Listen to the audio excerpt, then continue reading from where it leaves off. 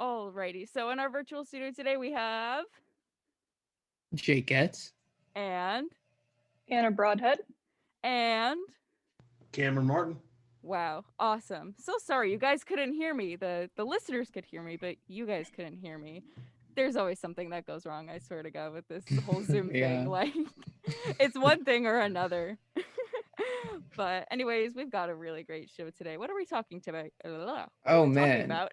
Today on the Buzz, we're talking about the COVID relief bill that just passed in the Senate. Or yeah, I think it passed.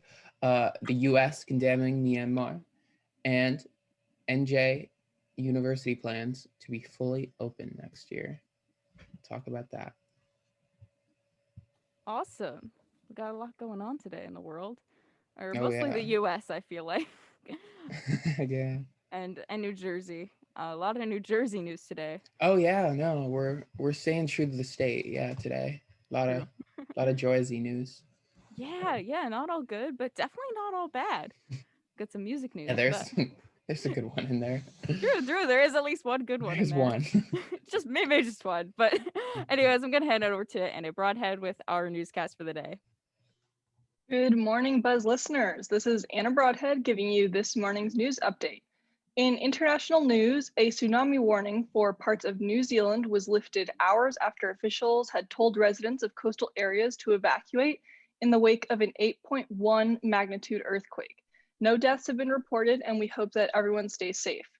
In Washington, D.C., the acting chief of the Capitol Police formally asked the Defense Department to keep thousands of National Guard troops on Capitol Hill beyond their scheduled departure next week, as she warned of an increase in threats against lawmakers.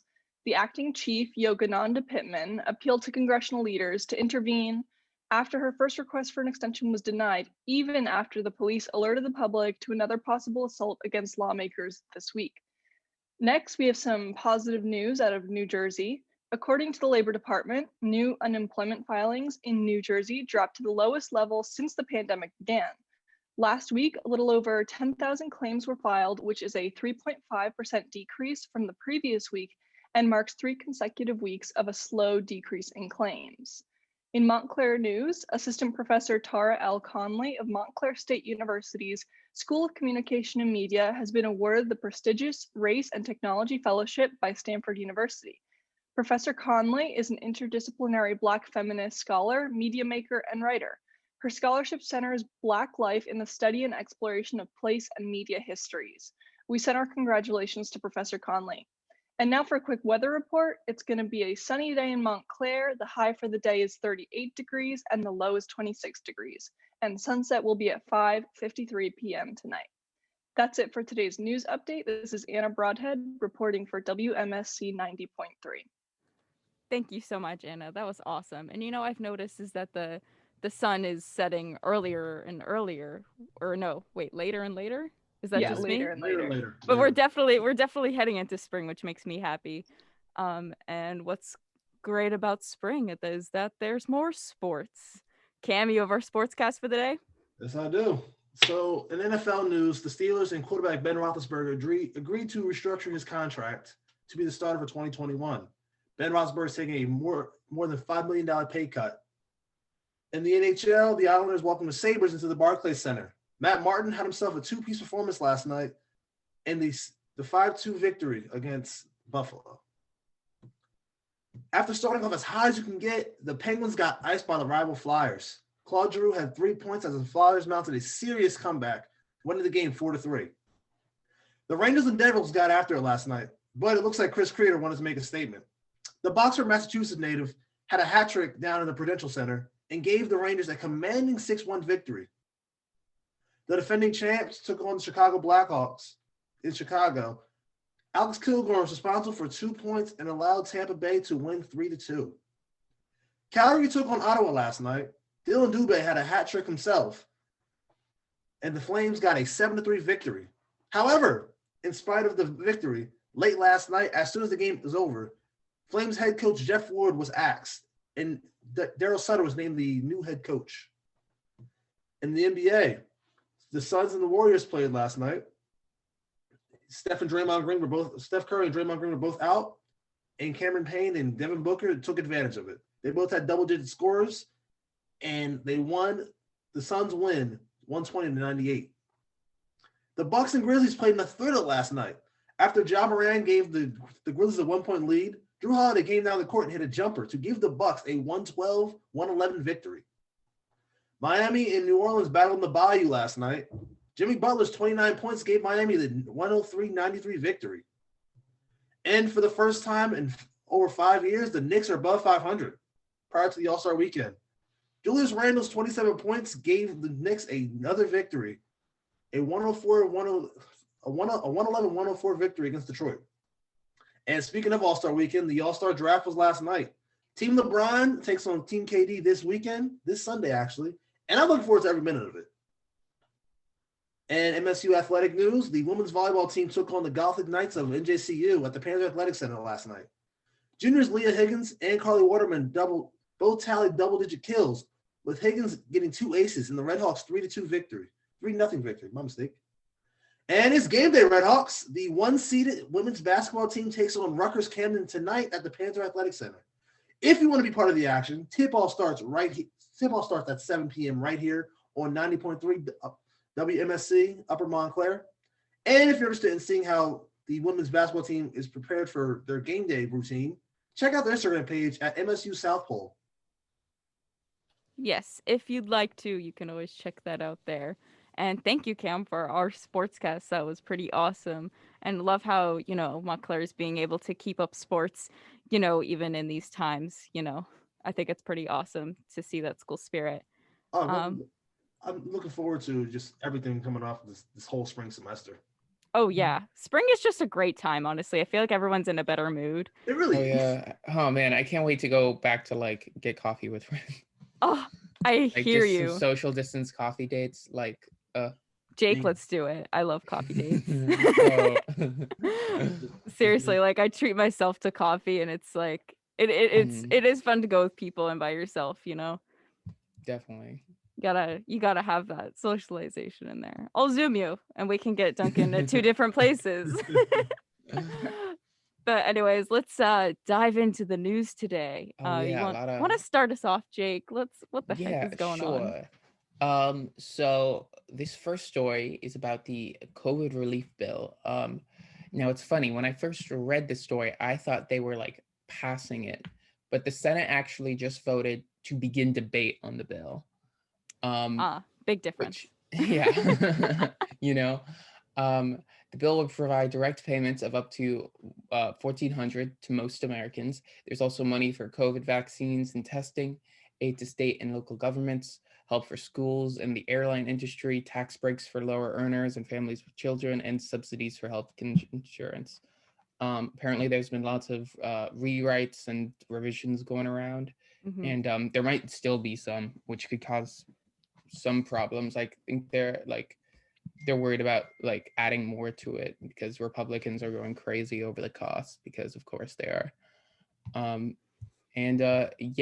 That's where that situation's at. And they've just begun to debate it, correct? Yeah, and it's kind of crazy considering how long.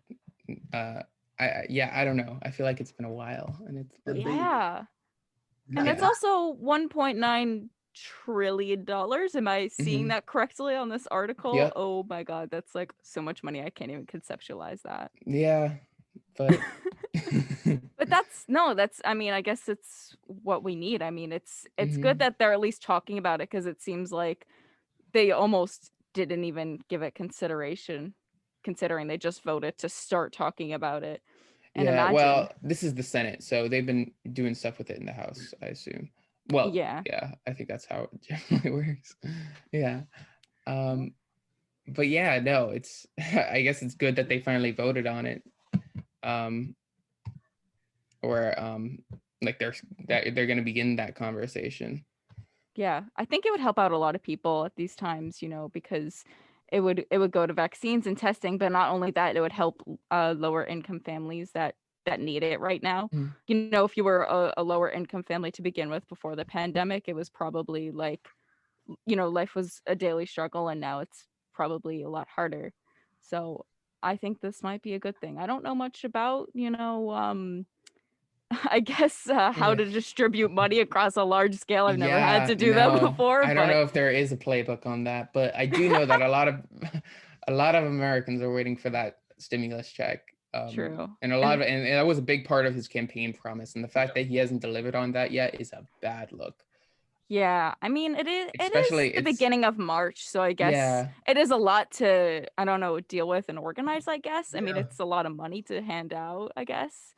I don't know. But especially when you look at it that, not only that he just has so much responsibility. President Biden has just so much responsibility to, to deal with at the moment right now with not only his promise of delivering with 100 million vaccines, and just all the other little things that are important that he made promises for. So we'll see what this transpires into be.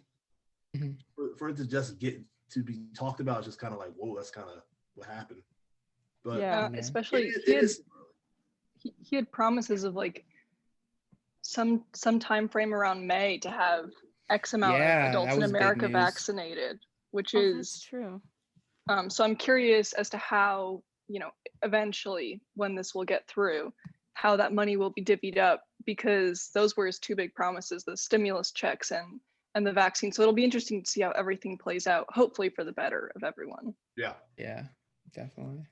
Yeah, I remember we reported last week that he was at least on track for his 100-day vaccination goal.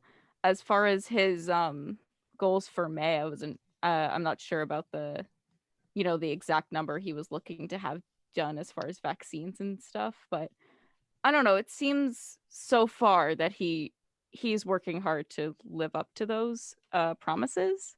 I mean, just from a basic point of view.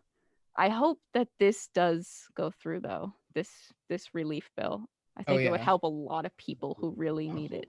No, I really hope this doesn't get held up in the Senate. That would Yeah, and I feel like it's one of those things where it's like, I feel like it has good chances that it will, if that makes sense. Oh, definitely. It's one of those things that even I feel like a lot of people be like, oh, that's so liberal, helping people and giving them money. How dare you? Like that's kind of like what I can hear people saying. Oh yeah, no, that's the conversation. That's exactly how these conversations go. Yeah, hopefully it'll be, not turn too political, and we can just look out for the good of people, because that's what this is really about right now. We can only hope it doesn't get too political, but we already know. Yeah, that's true. Yeah, we already know it's I don't know. It's probably not going to turn out the way we hope and want, but there's always that, positive attitude. At least they're talking about it, Yeah, at least that's a big step, because that's a big step. At least they didn't say, no, we won't talk about this. Yeah, and that seems like that seemed like it was almost going to happen. So yeah, at least there's that. But anyways, let's move on to some more US news. Oh, well, this is kind of US international news. Oh, true. My bad. So the US demands Myanmar release detained journalists and protesters. So a basic TLDR on the situation in Myanmar is their country by India, according to our producer. And there was an election recently, and it seems like by that election was kind of taken over by like the military. There was basically a military coup, and now the military is just in charge there now, which is pretty spooky. Like, I'd be pretty freaked out if that was if I was, if that happened here. And there has been really crazy protests ongoing, and the White House just kind of condemned it. The White House called the situation, including the arrest of an Associated Press journalist, this articles from the Associated Press, troubling and of great concern. The State Department said it's working with other countries to send a unified message to the military that its actions are unacceptable and will be met with consequences. The US has already imposed sanctions on Myanmar's top military leaders since the February 1st coup, but stepped up pressure after security forces killed as many as 38 people on Wednesday, which is crazy. Yeah. That number just jumped out at me. I was like, because like I know these protests, like I don't know, just the thought of having to protest, when they're being that harsh and that It's so true. lethal with their force. Yeah. It's really scary because if you want to, protest for, something that's of great importance to you and great passion of you, it it shouldn't be a matter of you coming out alive or not. Yeah. maybe that's just my humble opinion, but I don't think No. it should be going, that far, if that makes sense. Have any of you ever been to a protest before Yeah. COVID or after? Over the summer, I've been to Yeah. a few Black Lives Matter protests, and it wasn't really.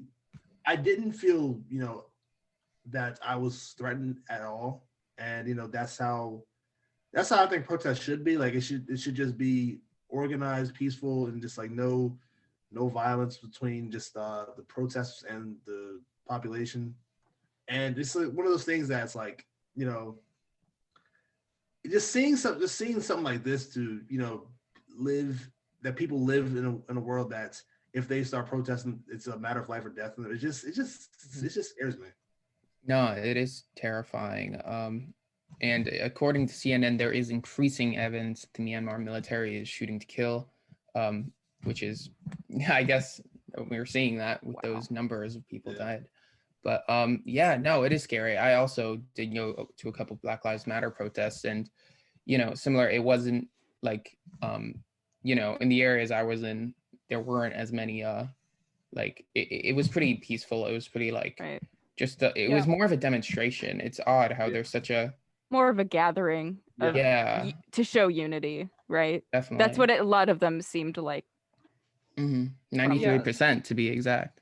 93%. Wow, look at that. Yeah, there are studies on that. See, that's good that they're doing studies on that because there's a lot of misinformation out there. Yeah. Were you going to say something, Anna? Oh, yeah. I was just going to add on to what Jacob said, which was, it was like a pre-organized event. Like they had guest speakers, they had for the one you went to, you mean? Yeah. Okay. And there was a whole kind of there was local Black Lives Matter organizations in the towns surrounding where I live, and they had hosted these events with speakers. They had path marked out. So it was very well put together and very peaceful. It was a nice demonstration. I think that's how it should be. People speaking their minds in a peaceful way. It shouldn't have to get violent. Yeah, but the state, yeah, I can go there. People just want power. That's really it, and that's the unfortunate part. People do anything to get power at any time, any way. They'll take advantage of every measure that they can possibly do to be able to control people, and it's just one of those things that it's fearful. But it's one of those things that we can't live in fear and just gotta battle through. Yeah, hopefully, I don't know, hopefully this situation improves. I'm not sure how. Well, another fact, according to AP News, Myanmar was ruled by military rule for decades, and this is a backtrack to that because they recently started transitioning to democracy. Yeah. That's a big transition. It's very different. Yeah, I believe it was 2011 when they started to transition to democracy, but though I might be wrong on that. I'm not sure of the exact date, and correction, I think I pronounced Myanmar wrong. That's how you say it, Myanmar. Yeah. I apologize to anyone in Myanmar. But yeah, that's what's going on internationally. I guess we shall move on into from a global scale to a more state scale, home base. And this is actually quite puzzling. And we were just talking about protests, and protests, I won't say that they were controversial. I don't know if that's the right word, but I know a lot of people were scared to go to them because of COVID.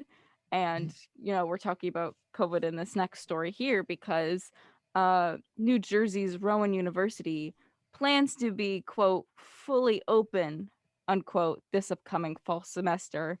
And they didn't say specific details about what exactly fully open means.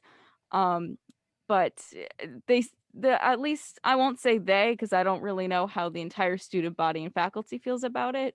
But definitely Rowan University's president feels very excited and jazzed and happy about it, Oh my to god. the point where he expects and wants classrooms, residence halls, research labs to be, quote, busy and full of activity once again, unquote. And to me, this is the most bizarre thing, one of the most bizarre things I've heard today, or even just like in the past month.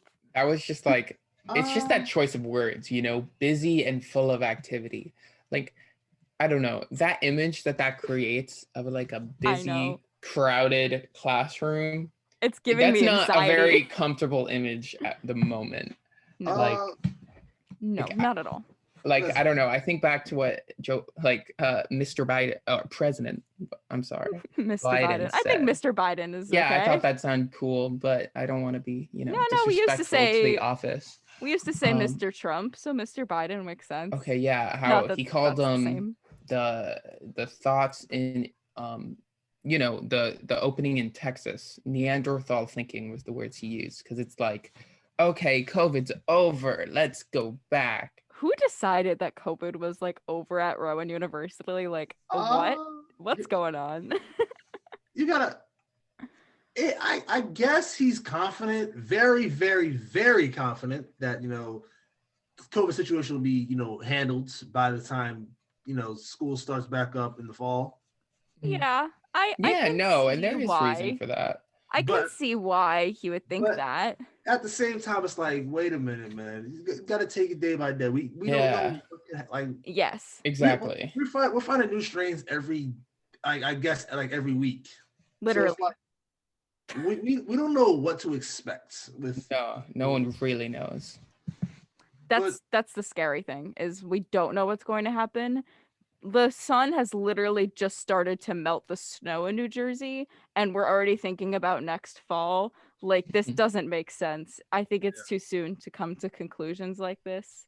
And just to give a few more facts, there's about 4,000 students on campus, at least their past fall semester. The article did not specify how many are currently on campus for this spring semester, but yeah, according to NJ.com, there was 4,000 students on campus in the fall, and they normally have 7,000 students on campus in a normal time, and there are 20,000 students total, and I can just picture 20,000 people plus faculty and staff coming in and out of that university every day in fall, and it, in my brain, it looks like a mess, because you can't social distance 20,000 people like Yeah. on one campus. Like, I they're probably gonna try their best to meet expectations and guidelines, but I don't think they'll meet them, and they'll probably, I don't know, I don't think that's possible to be distanced. Yeah, that's a lot of individuals. How would you guys feel if Montclair did that? It's a really good question. I would feel extremely uncomfortable. That would and be anxious. wild. Yeah. That'd be pretty wild if they said everything was in person. Like, because I don't know, because I do go in for a couple in-person classes this semester, but it has been very spread out. Like, Right. we're 3-4 weeks into the semester already. About 4. Yeah, and I've only been in twice so far. So, and that's fine with me. Like, Yeah. I'm comfortable with that. Yeah, me If too. It was just right back to everything. That'd be a little crazy for me. Yeah, like right back into the swing of things. And that's funny because this, like I said before, like this article didn't specify what fully open fully means. We don't, because like like from the sounds of that, it sounds like, oh, they're going to be right back into in-person classes. And that's Like from the February enthusiasm. 2019. Yeah, like from the enthusiasm of like these quotes and stuff. That's kind of what it sounds like, but they didn't specify if every class would be in person. But I don't want to speculate that. Yeah, But it seems like they're looking to have labs and halls and all these things open all Yeah, at the it's same definitely time. crazy because when you think about it, the start of the fall semester is just about 5 months away, which I would say in COVID times is not that much time. Yeah, wow. Especially like, I guess right now universities have their their COVID plans for how things are going right now, but to like Oh. try to come up with a plan to like incorporate so many students back into their campus, I feel like is just going to be extremely overwhelming. And they Chaotic can wear energy. masks, but can you Yeah. social distance that many people on campus, in dining halls and residence halls? Yeah, Like, dining halls are another really big concern. How do you, For are we real. just going to go back to huge, packed, Yeah. elbow to elbow seating in these Yeah, like dining halls? Like, honestly, the only thing I truly love about being on campus right now is that Mhm. I can go in and get my food no problem. It's so quiet and peaceful. But that is not what it is normally on a campus. Oh no. Normally you Yeah, walk in and I it's a have the million memories. people. It's so loud. People are everywhere. You can barely move in some places, like especially like the ones where you like kind of like buffet style where you go and get Yeah. your food. Like Yeah. those are always packed, especially since we have some that are smaller. Like we just opened a new Panera on campus last month, Mhm. and it is pretty spacious. Like it's nice, but if it was a normal year, that place would always be packed. Oh, yeah. You yeah. know? Like I remember last year, freshman year, we me and my friends, there was like a group of 8 of us. We every day we couldn't find a table to fit all of us. Yeah. And like It's so true. we had to like sporadically place people here, here, here. It was just like it was just so much. So for all of that, nowadays, like we could just, not eat outside, obviously, because it's kind of cold outside, but to get that social distance feel, we could honestly just like find a table and just like sit amongst each other. Of course, wearing masks and being distant, but it's kind of one of those things that like when you just think about the overwhelming numbers that's gonna be when everybody's back to normal. Right. And then you bring up another point too, is that if you're in, people are in dining halls and they're all busy and full and people are eating, what they're not doing is wearing a mask. So if you Yeah. have a bunch of Mm-mm. people crowded all sitting in one confined room with like little to no ventilation, because that's most dining halls don't have a lot of ventilation and windows, and most people aren't wearing their masks, that is just one big recipe for disaster. Yeah, wow. Yeah.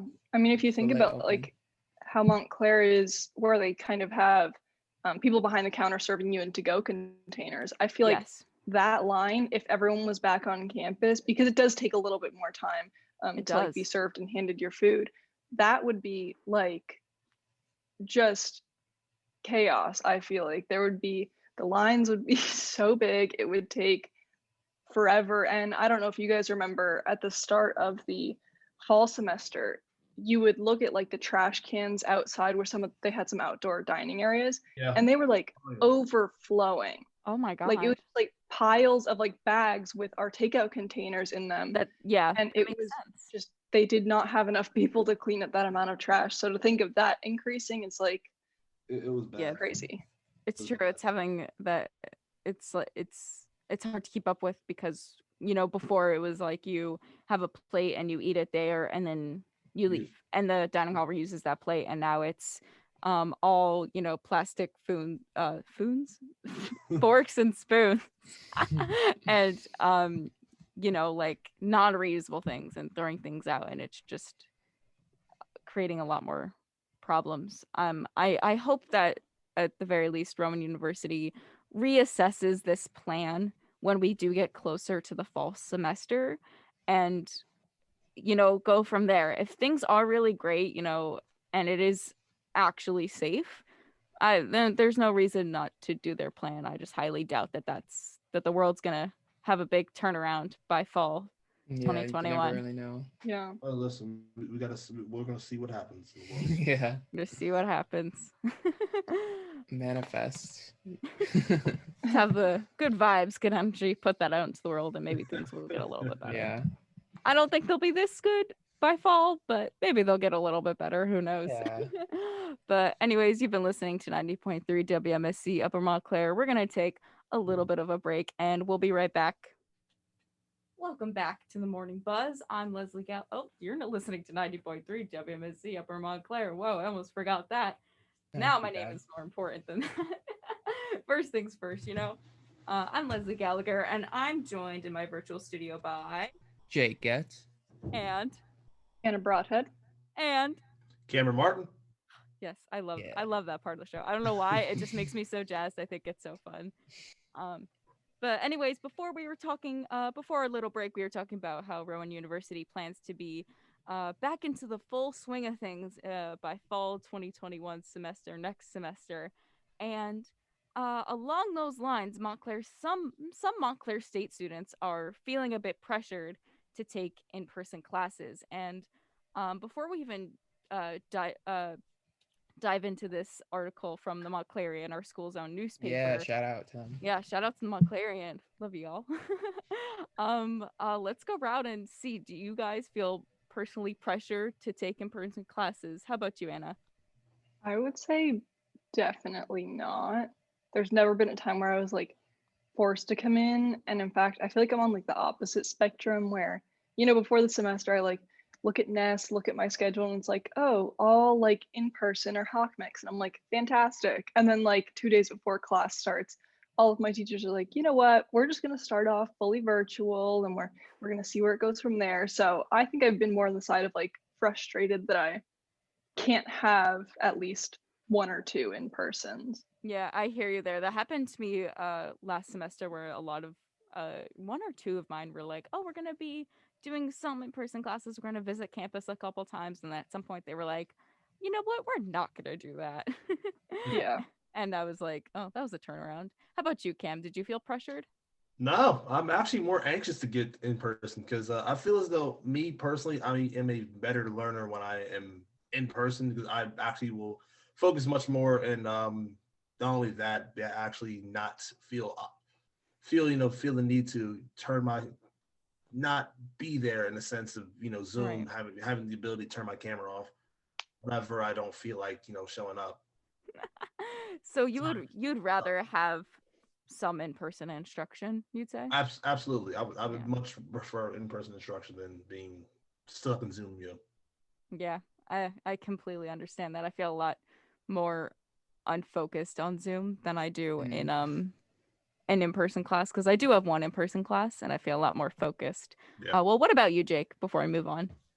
I have mixed feelings on this because on one hand, as a TV student, I'm taking a control room class. So Yes. like, I really want to be in person for that, because, you're not learning much about a control room if you're not in a control room. Right. And to give a bit background about what a control room is, would you define that for us, Jake, for those who may not know? Man, it's so TV, that's a thing. It's a video that's on a box, and yes, a lot goes into recording that video and sending it out live and in kind of editing making it go live to the TV, yes, like and that happens in a control room, right? And studio.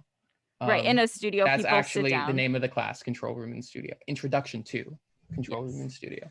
Yeah, so it's kind of like how I'm sitting here and controlling the board, and if I wasn't sitting here, it would be a lot harder for people to hear us. It's kind of like that, but for TV. You need those people physically in that room to make sure the graphics go on the screen, make sure the audio levels are there, stuff like that. And I can imagine it's probably really hard to learn your major from Zoom. Oh no. Yeah. But I do want to say that for some of my other hybrid classes, I was a little surprised at how I did feel like there was a bit of a lack of choice in the matter of whether or not I could come in. Because last semester there was an odd, it did feel like they gave us a lot of leeway where it's like, hey, this is a hybrid class. There's going to be meetings on Zoom and there's also going to be meetings in person, but you don't have to come to those if you don't want to. Those are just there if you feel comfortable coming in, and if you don't, it's fine. That's not the tone anymore. It's very much, you took a hybrid class. If we're having in-person classes, you need to come in. And that's just, I personally don't like, it's not the biggest deal for me because I'm pretty comfortable with coming in now and then, and like my classes just aren't that often. But it was very odd for me to hear that, especially when there was no significant like notice that there was going to be such a shift in attitude and kind of policy on Yeah, that. it sounds a bit of almost an aggressive tone, and it's almost like if you don't want to be in person, then don't take this Yeah, class. drop the class. But what if you need that class? And like, It's your major requirement or something. Like, yeah, and also like I didn't even really get this, like know about this until like at least the end of the first week, which is, we only have the first week to add and drop classes. that's true. I feel like in these times there actually should be a little bit more time. I know it's really hard to catch up once you've been put in a Yeah. class later, but if there's circumstances where you need to change them because of COVID, like you realize you're not comfortable with it, Mhm. or maybe you change your mind, you are comfortable with it, I Mhm. feel like there should be a little more acceptance and just time to figure it all out. Definitely. I switched out of a class that I don't know, the description of it, I really liked it. Then when I got to the class, I wasn't a fan. So I decided to switch Yeah. classes. And as a communications major, I do have a bit of freedom with what kind of classes I take. So I was looking for classes that was what I was looking for, just something about communications. And one of the only ones I could find during this, ad drop period that fit within my schedule and everything was an in-person class. And I decided to take it, even though I was really scared. But Yeah, it's hard to find classes, during that. I was actually in a similar situation. I took a class that I was excited about, but I got there and the teacher was just awful. And I looked at the rate my professor, and it was just like the sign of like, enter, abandon all hope, ye who enter here. Like it was just abort like, mission. yeah, no, it was like literally one of those scathing. Like I know I've seen some bad ones, but this is the most overwhelming, hundreds of just bad. I don't know about hundreds, but there were a lot. A lot. That's how you know So I it's jumped not ship good. immediately. Probably a good And decision on your part. yeah, no, but it was hard. It was hard to find a replacement class, and I Mhm. eventually did. But yeah, it's definitely difficult. Yeah, for sure. And it's that ad drop period time is just so weird. They don't Mhm. have a lot of options, and especially less now because I think they're offering even less classes uh in this semester and last semester, or maybe just this one. I'm not really sure, but I know it's been hard. I think it's just this one. And like you Yeah. said, that drop period, like that is ridiculously short. Like for me, Yeah. I'm only taking 12 credits because it's the minimum requirement, and I'm like, let me just take 12 credits to just get by. You do you. And for me, if like, fortunately, I like all my classes, because if I didn't like any of my classes, and trying to find a class trying to replace one of my classes, like, yeah, nah, hold up. This is a battle. This is a challenge to find a replacement class. And for the ad drop period, it was what, a week? Yeah, About just the week. Yeah. Like, Yep. You can't get a feel for what you expect for the class, because we all experience, every professor, everybody on the first day is like, oh, they're all happy giddy, and then like all of a sudden they can just like switch like that. Mm-hmm. So like you have to like have a very, very, very high level of trust that some professor going to stay the same way the entire semester, because if you don't feel as though that they're going to stay the same way, it's like, yikes. Yeah. Definitely. And I do think that it was kind of crazy how there was no notification that there would be such a shift in how they were approaching the in-person classes with the hybrid classes, because I feel like I kind of did expect it this semester to be like last semester, where the in-person sessions on the hybrid options were kind of optional. And I think it would have been fine to do it this way, but I feel like you have to tell the students about that and let them know what they're getting into. Yeah, for sure. When and they're also, registering. Yeah. I generally just feel bad for less flexible majors, because some majors just aren't conducive to online learning, and some are and some aren't, and it's just more people with certain majors have to put themselves more at risk.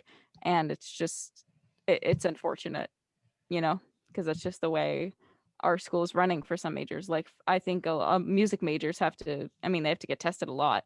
Actually, anyone living on campus has to get tested like every week.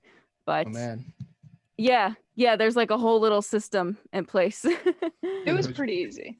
It was it's not too hard.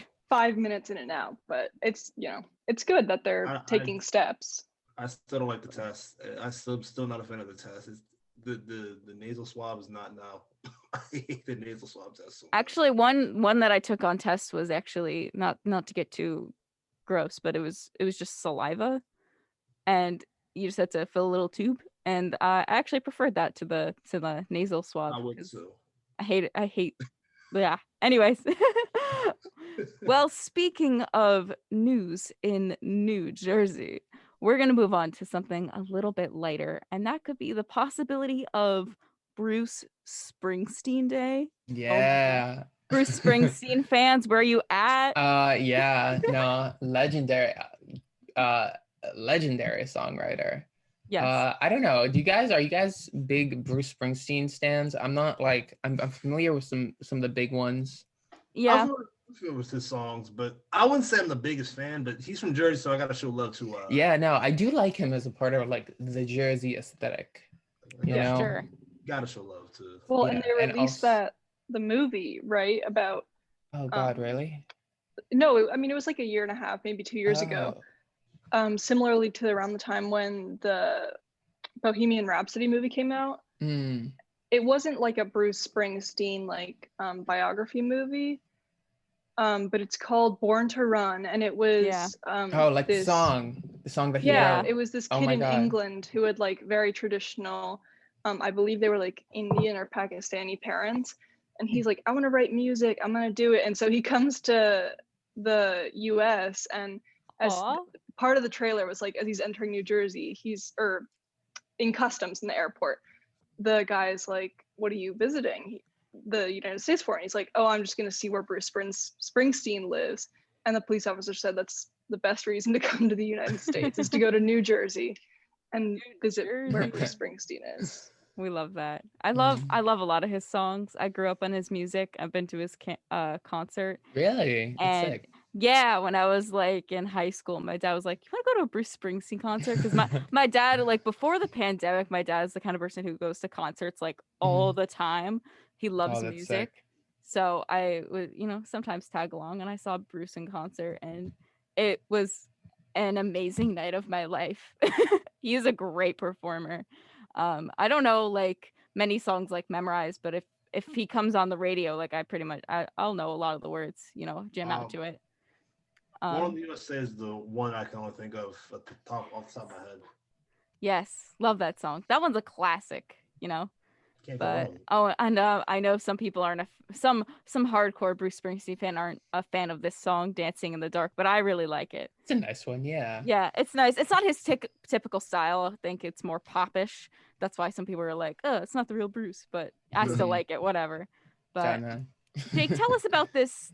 Yeah, this so Springsteen it's kind of Day crazy how like I don't know. I feel like I'm used to talking about like political stuff as like coronavirus, international conflict, and now it's like a state Senate committee yesterday voted unanimously to designate every September 23rd, the songwriter's birthday, as Bruce Springsteen Day in the Garden State.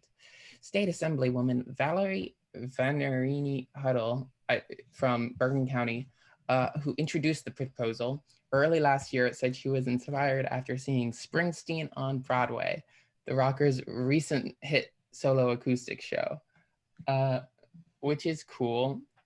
That's kind of crazy how you could just like be like a state assemblywoman and just like see a show and just be like, I'm gonna make a holiday for this guy just because. I think that's so awesome. funny. That's just adorable. Yeah. You have like the power to like do cute things like this, and you just like do it. You're like, I love Bruce Springsteen. Let's do this. That is so funny to me. I wonder what it was like during that like assembly meeting. How like they're like, okay, this is a very important decision. Everybody gather guys, around. 8 a.m. meeting. Let's go. They're probably like, you know what? Why don't we do this years ago? All right, let's pass it right now. Yeah. September 23rd. There's not enough going on. I guess September. Yeah, no, there's nothing going on in September. The only thing that goes like just back to school. That's Labor awful. Day. Yeah. Labor Day and back to school. I forgot about that. Oh, and then the NFL season starts up, but that's true. That's a neat thing. I guess my only question would be, do kids in New Jersey get a day off school to celebrate the man, the Yeah. myth, the legend. Hey, That's listen. a Yeah. great question. I'm just saying. Hey, if I vote I yes. will become the biggest fan if it means that I get a day off school. hey, I'll do it. Governor That's Murphy, the only way. Governor Murphy, if you listen to this, let it happen. Let it happen. Yes, we were born to run, and we can't run if we were in school. Oh my god. Yeah, so I guess next September 23rd, we're gonna be celebrating Bruce Springsteen Day. I guess that's a thing now. But well, just Yeah. in New Jersey, I Can't guess. wait. But well, that's Sorry. just really funny. Sorry, Garden buddy. State News, always there to brighten your day. But anyways, we're gonna move on to our entertainment segment with Trevor. And speaking of music, and now we can talk a little bit about movies and TV shows and whatever's going on in Trevor's mind that goes on in Trevor's mind. It's not a great day for entertainment, but Oh, that's a bummer. hey, it's typical with the entertainment world. But unfortunately, this week we got the news that the 2021 San Diego Comic-Con will be going virtual again. Aw. And it's really disheartening for me as a fan of Comic-Con. Last year was just a disappointment completely. It was depressing. It was probably the most depressing thing I've ever seen in my life, seeing the virtual Comic-Con. That okay. Yeah, it was. It was What really No did we depressing. comment. say? It was really depressing. What's It I don't know. Honestly, It's not anything bad against it. It's the fact that it's just depressing to see this. mhm. It's Yeah. depressing to know how good Comic-Con is actually. Yeah, Like, I it's don't know. really good. Yeah, I do feel like it must be kind of nice because I feel like making it online does make it more accessible, right? Because like I'm never gonna go to California just for Comic-Con, like Yeah, that's personally. true. And don't get me wrong, like circumstances, alleviated, it should be held in person. But like I don't know, there is a kind of novelty to like, oh wow, this is actually something you can go to now without having to spend pretty enormous travel costs. True. And do you have to pay to go to Comic-Con? You do, and you have Probably to. less money virtually, right? It's a different experience. In the long run. Yeah, it's great, but for people like me who You'd be willing to spend the money. I'd be willing to so it's spend the kind of money. sad. I'd be Yeah. willing to spend the money. I'd be willing to go on a plane and go to actual Comic-Con, sit in Hall H, and then watch those exclusive panels, exclusive videos, exclusive everything. It's just exciting to me. Right. Yeah. Like, Have you I- gone before? I've been to New pre- York. I've been to New York Comic-Con Oh yeah. 5 years in a row. Oh, Oh, man. wow. Yeah, So at Breaking least new you've got street. those memories. it's just You it's seize the depressing. opportunity. It's depressing, but it's just like I love New York Comic-Con so much. It's just one of those things that's like it doesn't matter how much money it is because you love it. So you love it to the point where money's not even an issue because if you love what you do, you don't think of it as a chore or anything at all. No. And also, I would imagine that the travel is also something that you enjoy too, Just the Yeah. memories. because it's Yeah. kind of exciting to go somewhere and I don't know, visit a new place. So Yeah, it's and understandable. the thing is, 2 years ago, I got to go see the first episode of The Watchmen on HBO from HBO because my cousin worked at HBO. Well, that's cool. That was really cool. What else? Yeah. Is there any new trailers or movies? Or There's TV more shows? news. Sorry, I'm doing two things at once. There's the Green Lantern HBO Max series is getting a start date. It's going to start on April 20th on 2021. Green Lantern. Oh Yeah, wow, that didn't go so well last time. I wonder HBO how. Max. I hope it's going to be good because What's acting in it? I don't know yet because I haven't seen footage from it and we're just starting production.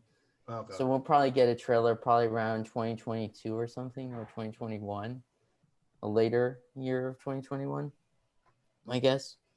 But in sad news, unfortunately, fans, like, if you're a Fast and Furious fan, you get a release date that's pushed back to 2022 of summer. Wait, they're making more of those? Yeah, this is. Aren't there already They're never 9? gonna stop. They're Fast and They're Furious never gonna 9 stop. that was originally set for release in May of 2020, is being pushed back to summer of 2022, and so is Minions going back to 2022. Is no. that like a production issue, or is that No, just COVID. them being a little greedy because Them being a little bit greedy about COVID and stuff, and them not feeling like they're gonna make a lot of money on it. And I know for a fact that they're gonna make. Would they have in other circumstances? I mean, I don't. Are there are Okay. Fast and Furious fans like really like hardcore? Yes, Like, aren't they yes, kind of? they I don't really, understand they this really, franchise. they really are hardcore. They're really strange. It's just Like, cars. it's just, Hey, it's you just, might have offended a lot of people saying that. it's, That's fine. it's That's kind of fine. like, it's kind of like a, how to explain to people? Wouldn't call. Never mind. It's very much like a big blockbuster movie they want to get a lot of money on. Yeah. And it's not like, oh, like somebody brought this up, how like No Time, the new James Bond movie was the first to be pushed back. Mhm. But that's more of like a production thing, and it was more of a COVID thing as well. But also, like, we're starting to see the fact that streaming services are going to be put up for things for certain movies, and it's not great. It's not great in the long run. It's not going to be like, I think there's going to be this whole thing about like, my guess is there's a new era of Hollywood coming after the pandemic. Yeah, Probably. Definitely. I really think so now, because I think all these streaming services are going to eventually break the dam. yeah. Like, unfortunately, I think that. Right. And that's my guess. There's going to be a lot of people who are not willing to pay all those streaming services. Yeah, it might add up too much. And Yeah. speaking of streaming services, I don't know if you have any news about this, Trevor, but I've seen a lot of buzz and advertising very recently about Paramount Plus. Do you know anything about that? Yeah, Paramount Plus is one of those things where, if I would to explain it to people, it's not on the top of my list of streaming services to get. Ooh. Really? It's I not. feel like they're really pumping them out recently. It's not like like Paramount Plus to me is not as much worth it as much as like HBO Max is or Disney Plus is. But Netflix is just a graveyard now. It's just a graveyard. What do you mean by that? It's just, there's no good shows. There's good shows on it, but it's just a mix of there's a mix of like mediocre shows and not great shows. Yeah, I see what you're saying. Like, I don't watch Netflix, so like, yeah, no, Netflix has. Actually, no, I'm not going to go to bat for Netflix, but but yeah, no, they're a huge company. They don't need my help. But I do think that there is lots of good content on there, and also, I don't know, I'm not the biggest fan of Disney Plus. I feel like there's not much going on other than, like, you know, Mandalorian, which I'm not the biggest fan of, and WandaVision, which I gotta check out. No, I haven't checked it out yet. It looks kind of cool. But going to the fact that Paramount Plus is releasing Quiet Place Part 2. Yes. Jack Krasinski is moving up the release date to May. So excited. And it's going to be really good. I can't wait to watch it in theaters. I hope to watch it in theaters. I've been waiting for this movie for years. Yeah. So like, what is like your favorite like horror movies? Like, what are you guys' favorites? Like, I like Texas Chainsaw Massacre. I just thought that movie was like cool. A favorite? I feel like it's hard to pick a favorite because I like so many. But I guess, I really like horror movies. I didn't know you were a horror movie stan. Yeah, I like them a lot. I think I don't know, I like the thrill. I like being scared. I feel like real life is sometimes a little too boring for me. So I need that little jolt of excitement, you know, but it does make me a little paranoid about like life. Like, what if there is a ghost on me? No, but I do really like The Conjuring. I don't know maybe if that's a typical answer, but I really like that movie. I really personally like, for me, is the Haunting from 1963. Ooh. Oh. Even that name is just creepy. It's a Robert Wise movie, the guy who directed West Side Story. Oh wow. And he directed the most terrifying movie I've ever seen in my life. That's actually really funny. And I actually wrote Those are two different styles completely. Yeah. Yeah, and I love it. And I just like, I love the idea of it. And it's just like, to me, that's one of my favorite old ones. My favorite new one is Ready or Not. If you know, like, creepy. to me, that one is Oh crazy. wait, can I take back my answer? Yeah. Actually, Us is my favorite horror movie. I forgot about that movie for a minute. Us is probably one of my That's favorite pretty movies cool. by That was a Jordan good Peele. movie.